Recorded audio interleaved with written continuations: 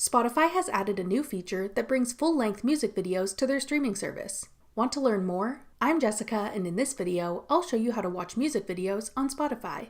Now let's get started.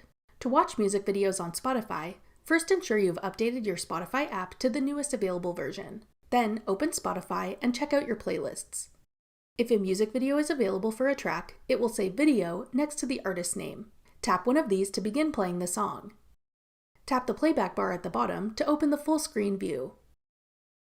Then tap Switch to Video. You can then watch the full-length music video for that song.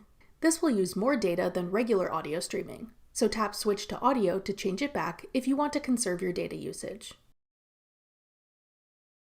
That's all it takes to watch music videos on Spotify. Want to see your weekly listening stats? Check out this tutorial next. Click the video on your screen now to watch. Thanks for watching. If you found this video helpful, we'd love it if you'd hit the like button below and subscribe to our channel. We put out great new tech tutorials like this one every day.